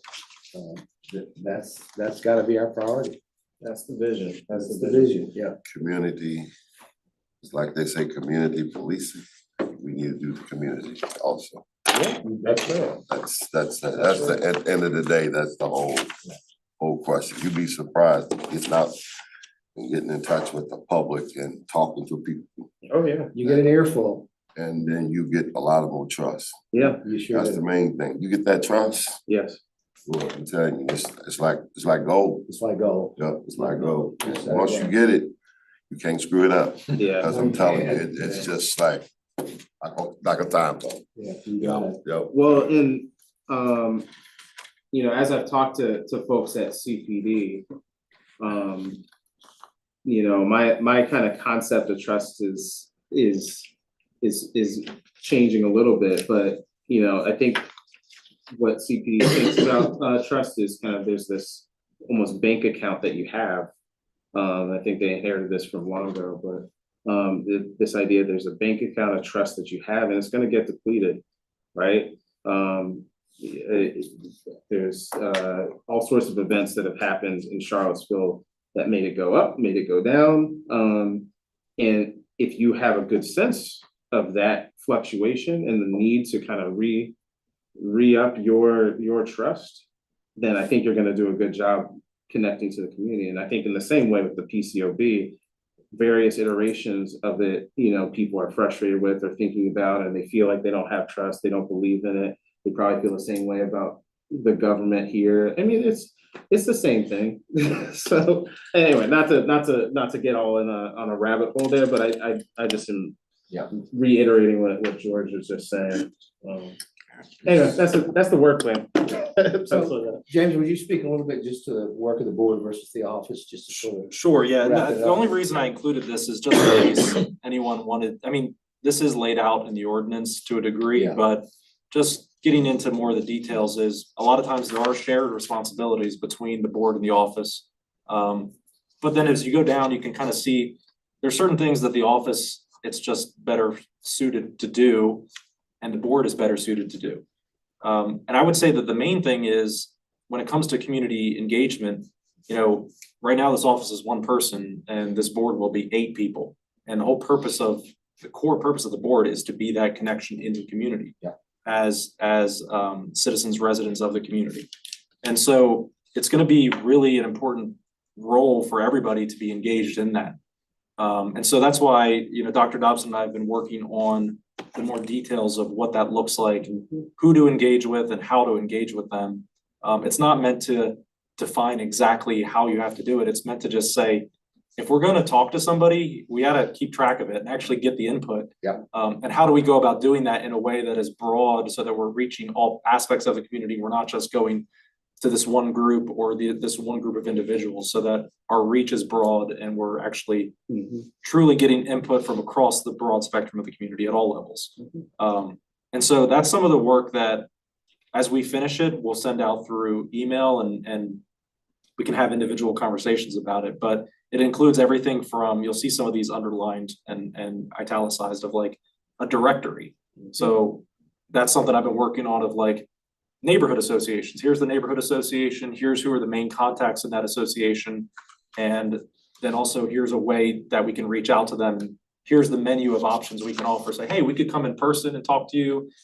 We could have a survey that we distribute. You could distribute to your community or your neighborhood, or you're welcome to come and speak at one of our meetings, like just trying to establish that connection, figure out what works best for that entity, whether it's a organization, a business, an association, an individual who has a lot of ties to the community. The goal is to be able to identify who they are and make a clear way to talk to them and actually bring something back to the board that speaks to the work that we're gonna do. Yeah. Yeah, it's what, I was just gonna say, so the vision of that is we 8 people, while it feels like a big number to us, it's incredibly small when it comes to the community of Charlottesville, and it's ridiculous and laughable to the community probably that we would be able to represent all of their concerns. And so again, a puzzle to solve is how do we do that? My thought in doing this is, okay, you get representatives from the community that might have be sort of hubs, connection hubs for getting a lot of people together. Make sure you don't only focus on particular parts of Charlottesville, that you actually get everybody represented there. If there's any blind spots, you find out how to fill those blind spots as best as you can. And then again, you get that insight from people on a at least monthly basis, so that we can mobilize and keep on moving forward, report it out, repeat, rinse, repeat, rinse, repeat. But yeah, so the vision there is, I think, like James was saying, it's really, it's focused on not putting all of the pressure on us to know everything, but to listen to people, to go out there to events, listen to people, talk to people. And we're creating something that should make it really clear who those people are, how to fill those gaps. The question I forgot to ask Lieutenant Bio was going to be was going to be about actually some of those representatives of how do we get some representatives from the community from his perspective. But this is going to be a question we're asking all sorts of people. it's why that excuse me, Cal, it's why I said in my email to you last week that, I'm gonna ask the board in the new year to each of us commit to, 2 outreaches, however you can construe them. Could be a neighborhood association, it could be an individual, it could be an organization, it could be a civic organization, it could be people on the street, but we've got to put boots on the ground because it's not going to get done from the office. It hasn't historically been done. We've done 4 street fairs a year, which was woefully inadequate. You get the same people showing up, walking away with 4 teddy bears, and that's just not the way to do the messaging, with all due respect. And so we're gonna have to do some work, guys. We're gonna have to put some boots on the ground, and I'll be asking you, and James will coordinate that in the sense that he'll have the neighborhood directories, other directories. We're putting together a whole database of contact points in the community, and we want all of us to have input to that database to say, oh, have you thought about this? Have you thought about this group, that group? So stay tuned, but I want you to be thinking about, what your skill set where it could best be used in your two outreaches a month. So any questions about that or comments? All I'm gonna say is next month, Yes, sir. that'd be a big topic to bring. Going to the NAACP meeting. It'll be a big topic to bring because I think, Yeah, thank you for that, George. um, Because Inez and James and I met with you once, but there's a lot more we can do there. yeah, and I think 2 organizations there together, working together, will come out something. I talked to James earlier that I'm working on some stuff, so Please. I think it's gonna be, it's gonna come out to our favor. Let's hope, let's put my fingers together, cross that it will. And I'm pretty sure it will because I've had to talk with the president, being the vice president. So just I had to long talk with her a couple of days ago. So yeah, it's some stuff. And 2026 is gonna have to kick off because when we go to city council, I want you to really lay it in there. So we nobody has a whole lot of questions. We doing what we got to do. We just need your support. And you know what else I want? I want butts in the seats when we go, saying, Hey, everybody that's here for PCOB, please That's right. stand up that's right. and raise your hand, because they will listen to that. Oh, yes. Some of them will. Yeah. Some of them will. That's all. But it I'm gonna doesn't say hurt. about that, yeah. But yeah, that'd be a good topic for you to bring in when you come next month. Yeah, in February. So just to wrap Yeah, this please. section up, Yes. obviously I put on there the need for any alterations, feedback, additions. One of the goals tonight was to have a vote of the board to approve this as the kind of the plan moving forward. But if you look at the last couple pages, that's where it lays out the monthly calendars. Yeah. So we created a December into January just to start practicing using this. And this is something that we can fill in and update as we go. But if we were looking at what we had talked about last time, we were talking about identifying places to canvas and venue and organizing the work plan documents. Like, some of this evolves as we do it, right? So some of these things we're like, well, maybe the best way to do it is to go about it by building a directory and figuring out where those pathways are. Gaining a historical understanding, we had some conversation, Mr. Fry and I, about looking at some of the old documents and the historical documents. Right. Because there is a lot from the original members who formulated this board. And I know we're also trying to speak to those members who created this board to begin with as well. We had talked about a glossary of terms because we use a lot of terminology in this room, as well as the police department does as well. And sometimes we might know what that terminology is, or we might know what we mean by certain things. I think Dr. Dobson and I were talking about we were talking about the word education. Like, what does it mean to educate the community from the board's perspective? Mhm. Are we educating them about ourselves, about the police department? What does that mean? What does that look like? So there's these terms that come up and we're like, well, what do you mean by that? That's the purpose of that glossary of terms. Everything does. Or you take it, you're happy to, yeah, we can talk about that more. We have a bunch of words already, but like just the words that are in the ordinance alone could mean all kinds of things. What does trust mean? What is, there's a lot of those terms throughout the ordinance.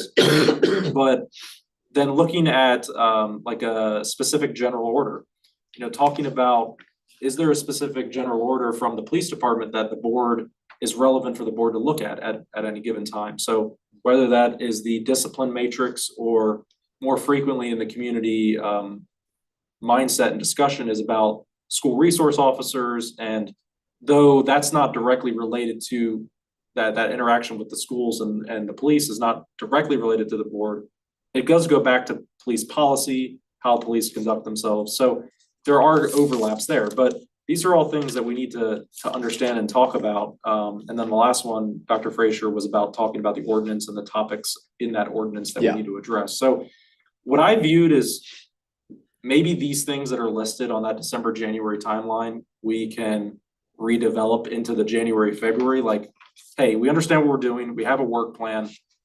Now we're trying to really tie down who's working on what. Are you focused on community outreach? Are you focused on working on some of these background processes and documents? Are you focused on wanting to look at some policies in the police department? And trying to pick what you feel is most relevant to you. But in reality, everybody really needs to do that community connections component. That's priority number one. It is the priority, because it's hard to say, the whole goal of this is to help the community set the priority through conversations with the board. So we live in a bubble, which we have been. It's just not a good way to proceed. So I think maybe there's two aspects or two conclusions of this. Is number one, as the time gets later tonight, it might be about, hey, we want to try to fill in this January to February month calendar plan. What are we going to do between now and February, the next February meeting? We could spend some time talking about that tonight, or everyone can use this time to think as they go home, and then we communicate through email or over the phone and say, okay, here's what I really want to commit to. Let's do that if we could, Mr. Walker, and maybe wait a week and then send us all an email with a menu and say, what do you want to? And that's something that we could talk about Monday. Yeah. Dr. Frazier, Dr. Dobson and I meet every Monday generally and talk about some of these things. So we could prep that and send out that menu of options. So just be thinking about where you might your skills might be best used. And ideally, we would get ahead on this so that we're doing it in advance of the month. But, as we've said many times, we're kind of building the plane while we're flying it a lot of times. And the goal is to get ahead of this cadence so that people can look into the future and see, oh, okay, here's what the board has on its radar 3 months in advance, because they're getting this input from the community. And so I think the main thing tonight is, does the board want to vote on this as the adopted plan? Dr. Dobson, I wanted to make sure you have some room to share some additional, if anything. Yeah, I think people heard from me. Okay. Well, I mean, if y'all have questions, let me know, but, yeah. Yeah, but as you think about when we get together and send out the email, please give community engagement a good hard look as a priority. Because that's our real, that's the hole we gotta dig ourselves out of. I have a question, a Yes. little bit embarrassed to ask, but do we have designated community groups in this community? Oh my gosh. Is that very There's clear? 20, how many neighborhood So associations? there's 20 neighborhoods and they generally all have an association, but there are many, Oh, many we have many contact. organizations, entities, individuals, there's tons. So that's why we're trying to build a directory.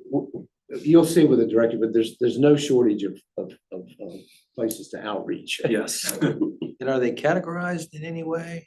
Yes, so the directory is laying out what kind of entity it is, whether it's a like a nonprofit or an actual business or Or just like civic a group or neighborhood the Eagles or association. the Lions or the Rose Hill Neighborhood Association or the Question about that. Youth Athletic Association. Go ahead. George. This, what you said, Rose Hill Neighborhood Association.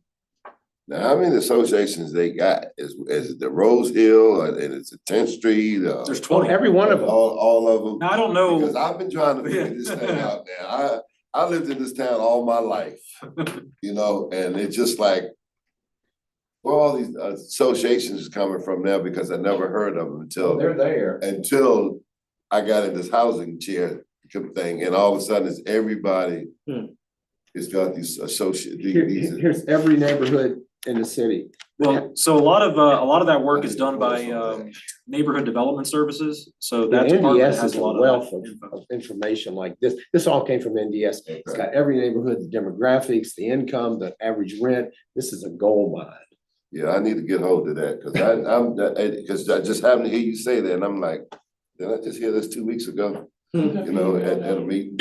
About these So, associations. We're working on that right now, yep. Yeah, to Albie's point, yeah, it'll be a very as up-to-date directory as we can, and we'll continue to add to it. And do they have meetings, right? Oh, yeah. Or is it just an informal neighborhood? Some do, some don't. I mean, last year I went with the chief to talk to Rose Hill to just with him to say, we're not the police, this is who we are. And people had no idea. I mean, it was incredibly useful. It was a one-shot thing, but a lot of heads nodding like, oh, really? We didn't even know you existed. I mean, that's the level at which we're going into these communities. I'm And- hearing the same thing. Yeah, it's like, so that's what I mean. This has to be a priority. We have our work cut out for us.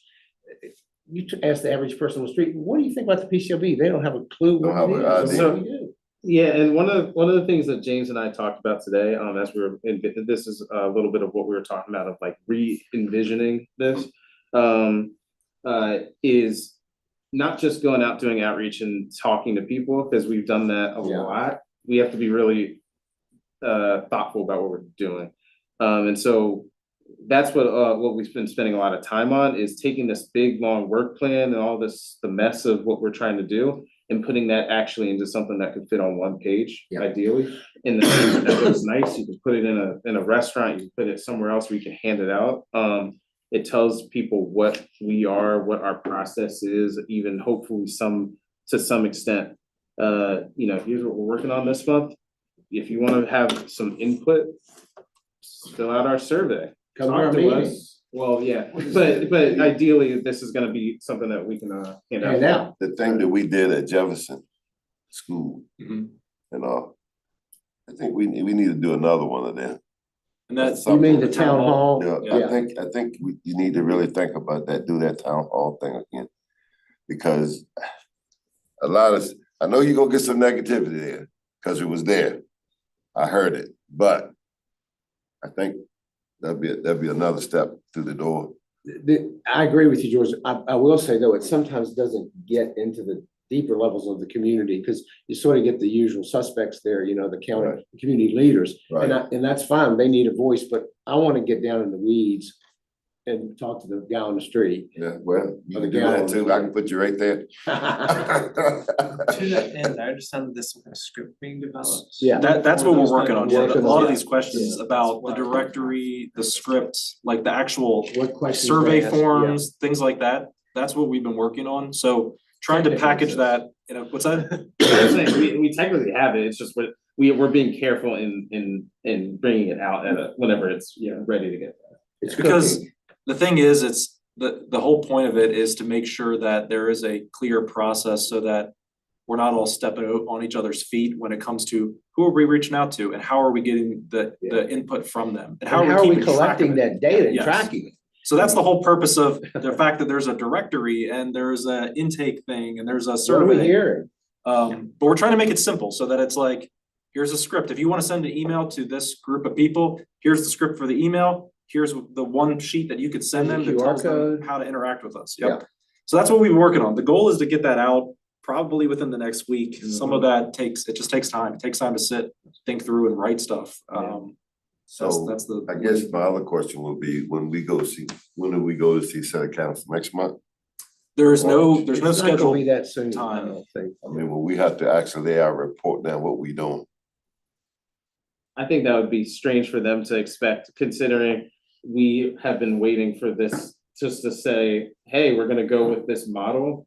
For them to expect that we're somehow functioning as if, I mean, maybe, I don't, We maybe didn't even not. have a quorum till 2 months. Yeah, ago. I mean, That's that would be true, too. wild to expect that we. I think we're looking at the spring at the earliest to meet with them, because we've got a lot of work to do before we go to them and say, this is what we're asking you. So I guess you relaying this to your bosses. Correct. Yes. Cool. Yes, and then that, as soon as I know, then I will obviously inform you.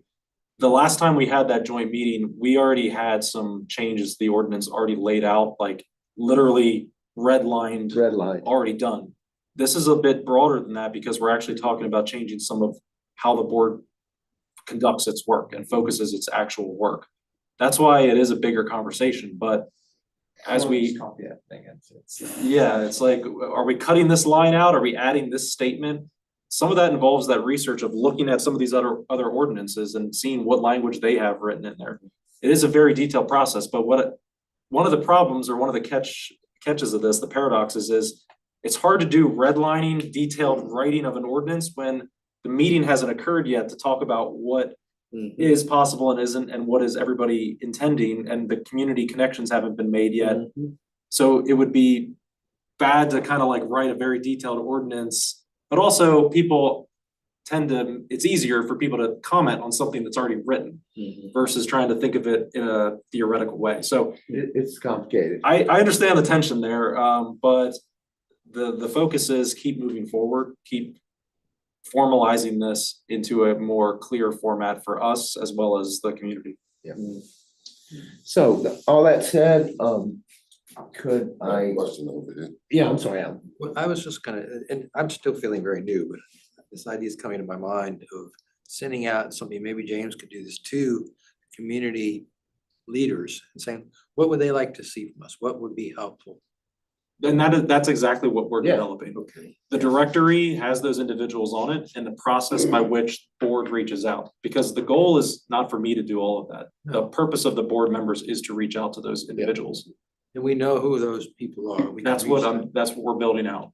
Yeah. And I have this in mind, actually, some folks, for instance, that I would ask you to reach out to, because I know you know them from your past job. And if Because we collect data and then we find, then we know what we need to do. Yeah. Because we're hearing people what they need. That's the goal. So part of that process is a way for board members, if you have somebody that's not on that directory already, to submit that to me.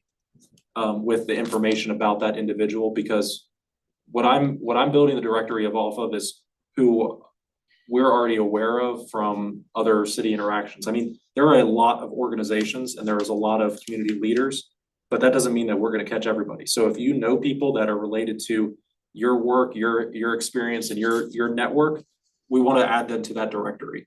We just want to have a very consistent way of the way that we reach out to them and get feedback from them. So, But keep in mind, yeah. again, excuse me, James, that to borrow a term, historical term, there's a solid majority out there that has not ever been asked or accessed. We know the community leaders are, we know the people that show up in meetings, and they're important. But I also want to get after the people that don't come to meetings That's what I'm and thinking. don't speak up, because that's the community, you know, it's not We're just. just dealing with the squeaky wheels. Yeah, absolutely. The thing you really gotta realize with that, when you start getting these communities, there's always one person in there that's gonna speak for everybody else. Oh, yeah, And we no, don't want that, you we've know? been there, done Yeah, that. we don't want that. We want you to speak up. That's right. Open your mouth and let us know how you feel inside. You know, that person that spoke previous to times in these meetings, we want you to speak. We want these individuals that come, just sit and don't say nothing. We want you to open your mouth. This is part of the whole thing.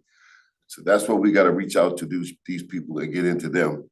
And that's where you're gonna start learning your trust into these people. But you got to have a game and know how to get there with them. And Trust it them. may not be they're even gonna come to a meeting, George. We might have to go to them There you go. and be willing to knock on a door or two and say, oh, can I have 10 minutes of your time to answer a few questions? You just gotta remember one thing, that these folks, number one, when you say police, that's the first thing, and it's like slamming the door in the face. You got to let these people know before you actually start hitting doors that, no, we're not the police, we are the police oversight review board. We're not police officers, I mean, I know a lot of them are looking at me, but just that we're not. We're here to help you, to work with you, to hear your information and your feedback and all. And that's where the script that we're working on will come in handy, because Yes. we're gonna be sensitive to those kinds of concerns. So we got work to do. There's no question about it. Just gotta be But we don't get so many kid bites at gloves, the apple. kid gloves, trust and believe, gloves. kid gloves, trust and believe. So one of the important, it's a good time to mention it, one of the important aspects of this is, Dr. Dobson, when we were working today, we were looking at probably within the next week, we'll have all these items finished and ready. And it highlighted the importance of using the city email and city account, because some of these things are behind the scenes, like the directory, that's not gonna be a public item. No. The only way for me to restrict that is to restrict it to your city account, right? And so that's where, if there's challenges there, please communicate with me so I can make sure that we get you set up to be able to access these things. Our goal has been to make it simple so that the script and the outline, all that has like, here's the directory, take a look at that. If there's someone not on there, here's how you can submit it to me so I can add it. When you're ready to reach out to one of these, here's the email you can send, and here's the steps that you can mention of, hey, here's a survey you could give out to your members, or we could come in person, help us schedule a time. That's literally what we've been working on, is laying that out very clearly so that everyone has a framework to go through. And that way there's some, plan to this madness, which it's hard because if you have 8 people on the board in this office reaching out to all over the place, that's where a lot of things can get lost and messy, and we're trying to avoid No, that. we have to protect it. We have to protect the information, so, yeah.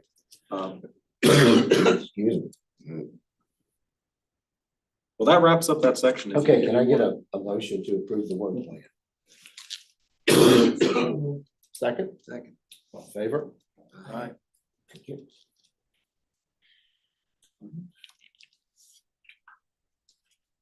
James? And we Struggling. Help them out, help them out. Is there any water? Do you need another water? There's more water back there. Yeah. Wish I had more of this, I usually carry them around. I got somewhere now. There's ones in the fridge too. We've already basically talked about this next section on the agenda here. And kind of the whole point of that was just me to relay things like, I just met with one of the new lawyers in the Legal Aid Justice Center. I met with them this week. Mr. Dillard invited me to attend the next NAACP meeting in February to talk to that crowd. So that's a way of like just demonstrating this is actively happening. We're actively having conversations with community entities, individuals. But now we're trying to structure it so that we're actually capturing what they're saying to us. And it's not just getting lost in some notebook that I took with me and wrote down a few notes, right? We're actually collecting the themes. And so one of the other aspects of that, and I don't know, it's up to you if you had anything from those documents that I provided, Mr. Fry, about some of those historical perspectives. That's always a big, deep well of digging into the history of this thing and seeing what people thought at the time when this was created. I mean, I can see that there has been not just motion, but progress in terms of where things were and where things are now. Can't really synthesize any particular lessons out of what I've reviewed. I also think that I feel that And there's a lot, and it's a lot there, but what it includes, and if anyone wants to see some of these documents, it'll be things like letters from some of the organizations in the city that originally proposed support of the board and what they envisioned this board being. And the original members who had an idea of what this board is. And there is a gap between what the board became and what was intended. So one of our goals in this is, as the ordinance is amended and maybe, focus down a little bit, is to do both things, focus our work, but also give the community a little bit more of what they were asking for to begin with. well, there's That's how also we the sell this. aspect of those in the community today still want the same Same things. Yeah, good point. And that is a good point. So I don't know if anyone else has had some community outreach, just even if it was just casual or ad hoc, that you wanted to mention or bring up, or conversations you've had with anybody in the last month or so, before we start formalizing this. I have a meeting with two longtime city residents that were part of the original movement for the PCOB, that just to get their thoughts 7 years later, 8 years later. And I'll let the board know, but looking forward to that. They were receptive to seeing where we are and where we're going. To speaking with us, yep. So also, it's always good to try to get some additional people here. Last week or last month was pretty good. We had a couple people here, a couple of public comment, but trying to get more of that, because this is a forum too for people to share out their voice publicly. Yeah, that's something that I continue to. I'm disappointed in it, if I'm honest, because it's people have a lot to say, it seems, but I don't know where those people are. And so I'm saying this in my public reporting of it. I would love to see you here. I'm not afraid of negative comments. I'm not afraid of negative feedback, criticism, all those things. So where you at? That's call to action right there. Well, I didn't have anything else from my end, so. Okay. I got an idea. Yes, please, Alan. It seems to me that asking the question succinctly from whoever we're gonna, whether it's neighborhood associations, two things: who are you gonna ask, and how succinctly can we ask the question? So that It's going to be very succinct. It may be one question. Jeff's question, actually. I mean, he came up, he did this canvassing before, and it's a fantastic question. What is that question? When I first came on the board, I went to South First Street, West Haven, and Prospect, and knocked on some doors, and I said, I'm a white guy. I don't know much about what goes on over here, but can you tell me what's been your experience with Charlottesville police? And boy, did I get an earful. Huh. Every one of those houses. I heard stories that made the hair on the back of my neck stand up. This was 6.5 years ago. So that question, you will be amazed to say, what has been your experience with Charlottesville police? Such a good open-ended question. And it presumes nothing. It just says, please educate me. That's what I said. I said, I saw one police car in my neighborhood in 30 years. Said, I don't know anything about what goes on over here. You need to school me on that. I'm a privileged white guy. Tell me. And what did they tell me? So people will talk. You just have to open yourself to it. And that's why I like the simplicity of the question, because it's so, I mean, if you, anyone who's done investigations knows, and I know other folks have done interviews, you know, if you just ask a question, you just sit there in silence, people will talk. It's uncomfortable. Well, my thing is that, and I learned a little verbal judo, Mhm, brings a lot out, trust and believe. mhm. Can you say that again? I didn't quite follow you. So what? I didn't quite follow you. Verbal judo. Verbal judo. It's a good school, it's a good class, trust and believe. I usually think of it as one of the things I heard a while back was, I arrived in this world with 2 ears and 2 eyes and only 1 mouth, and that's a clue as to how often I should use each. Excuse me, yeah. Okay, Well, there's that second public comment, but I don't, yeah. unless there's someone online Caroline, anyone online? besides the chief. It's one person, they are not raising their hand. Okay, You said the chief was on? now one person, but they don't have their hand raised. I thought James said the chief was on. I got a text message or two, so I know somebody or being watched. Oh, shoot. Oh, that's pretty frequent. In fact, I'll just let you know now, the chief has indicated that he could attend our February meeting. So you can, because I know that was some of the interest from the board members to talk to the chief and have the same sort of dialogue and ask questions. So Great, he's offered to come, and that's great. let's accept this All right. offer. Yeah. Invited. Gratefully. Grateful. Yes, very, very happily. I thanked him already, so. Good. All right, any other loose ends before I ask for a motion to adjourn? We've had a pretty long meeting here tonight. I think a very good one, and I appreciate everybody's input, and I look forward to the year, and I think we're gonna get some stuff done, and I'm excited. Most enthusiastic I've been in 6 years on this board. I think this is one of the best meetings in my 4 years on. the Thank you, board. George. All right. Being honest with you. There we go. I'll take that. We'll all take that. Can I get a motion to adjourn? So moved. Second, Second. all in favor?